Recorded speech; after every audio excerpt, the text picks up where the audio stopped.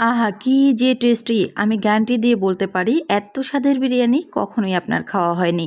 Secret কিছু tips দিব। এই টিপসগুলো ফলো করে বিরিয়ানি বানিয়ে নিবেন। হোটেল কিংবা রেস্টুরেন্টের টেস্টকেও হার মানাবে। আমি কথা দিচ্ছি একবার বানিয়ে যাকে খাওয়াবেন সেই আপনার প্রশংসা না করে আর পারবে না। তো চলুন কথা না বাড়িয়ে বিরিয়ানির রেসিপিটা তৈরি করা যাক। শুরুতেই এখানে আমি নিয়ে নিচ্ছি 2 কাপ পরিমাণ তেল। যদিও 2 কাপ তেল লাগবে না, তবে বেরেস্তার তেল অনেক কিছুতে আমি ব্যবহার করি, এই জন্য না বেশি করে একটু বানিয়ে রাখি। তো তারপর এখানে আমি পেঁয়াজটা দিয়ে দিচ্ছি। পেঁয়াজটা যখন হালকা ব্রাউন কালার আসবে তখনই চুলা থেকে নামিয়ে আমি উঠিয়ে নিয়েছি। এখানে 700 গ্রাম মুরগির মাংস খুব ভালো করে কেটে পরিষ্কার করে পানি ঝরিয়ে নিয়েছি একটা বলে দিয়ে। তারপর এখানে দিয়ে দিলাম টক দই। টক দই চাইলে আর একটু বাড়িয়ে দিতে পারেন, আমি 1/4 কাপ দিয়েছি। সাথে আমি দিয়ে দিলাম পেঁয়াজ বেরেস্তা চাইলেও 1 কাপ দিতে পারেন, আমি 1/2 কাপ দিয়েছি। তারপর এখানে বিরিয়ানির মশলা অর্ধেকটা দিয়ে দিলাম। আর এখানে দিয়ে দিয়েছি আমি টমেটো সস। এখানে 3 টেবিল চামচের মতো দিয়ে দিব টমেটো সস। তারপর এখানে আমি সয়া সস দিয়ে দিব 1 টেবিল চামচের মতো। তারপর এখানে আমি দিয়ে দিচ্ছি লবণ স্বাদ মতো। তারপর এখানে দিয়ে দিব মরিচের গুঁড়ো 2 টেবিল চামচ। 2 টেবিল চামচ থেকে একটুখানি কম দিয়েছি। 700 গ্রাম মাংসর জন্য কিন্তু আমি সব কিছু দিয়ে দিয়েছি। তারপরে এখানে আদা এবং রসুন বাটা দিয়ে দিলাম 1 টেবিল চামচ। পরে আবারও একটু আদা রসুন ব্যবহার করব, এই জন্য কমিয়ে দিলাম। তারপর ওই যে স্পেশাল একটা টিপস, সেটা হলো পেঁয়াজ যে ব্রেস্তা করে রাখলাম, অর্ধেকটা ব্রেস্তা আমি উঠিয়ে রেখেছি। আর ব্রেস্তা সহ তেল এটাকে আমি দিয়ে দিলাম 1/2 কাপ মতো। এবার খুব ভালো করে এটাকে মেখে নিতে হবে, অবশ্যই ভালো করে মাখাতে হবে। এখন আমি ম্যারিনেট করে রেখে দিব 20 মিনিটের জন্য। 20 মিনিট পর মাশাআল্লাহ দেখতে পাচ্ছেন কতটা লোভনীয় হয়েছে। এতটা ঘ্রাণ এই মুহূর্তে ছড়াচ্ছিল, মনে হচ্ছে যে ফ্লেভারটা বুঝি রান্নার আগেই চলে এসছে। সো যাই হোক, চুলায় বসিয়ে দিয়েছি, চুলা অন করে এবার আমি প্রথমে নেড়েচেড়ে একটু কষিয়ে নেব। এক্সট্রা কোনো পানি অ্যাড করিনি, আপনারা কিন্তু কোনো পানি অ্যাড করবেন না শুরুতেই।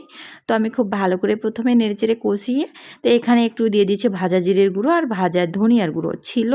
তো প্রথমে মেখে নেওয়ার সময় আমার দেওয়ার কথা মনে ছিল না। তো তারপর আমি এখানে দিয়ে দিয়েছি 1/2 কাপ পরিমাণ দুধ। এবার খুব ভালো করে কষিয়ে নেব, পানি ব্যবহার করা যাবে না। এই দুধটা দিয়েই কিন্তু খুব ভালো করে আমি মাংসটা একদম সিদ্ধ করে নেব। আর যেহেতু আগে থেকে ম্যারিনেট করে রাখা সব কিছু দিয়ে, সেহেতু কিন্তু এখানে পানিটা অ্যাড করতেও হবে না, এই পানিতেই সুন্দর সিদ্ধ হয়ে যাবে। সো দেখেন মাংসের লুকটা, এটা আমি চুলা থেকে নামিয়ে ফেলবো। এটা কিন্তু সম্পূর্ণ সিদ্ধ হয়ে গেছে, তেলটা উপর থেকে ছেড়ে দিয়েছে। আমি কিন্তু একটু লেবুর রসও দিয়েছিলাম, বলতে ভুলে গিয়েছি ম্যারিনেট করার সময়। যাই হোক, এখন আমি এই যে পোলাওটা বসিয়ে দিব, চালটা ভেজে নিব। তো বেরেস্তার তেল দিয়ে দিলাম আবারও 1/2 কাপ মতো। তারপর এখানে আমি চালগুলো দিয়ে দিয়েছি। চালটাকে আগে থেকেই আমি ধুয়ে পানি ঝরিয়ে রেখেছিলাম।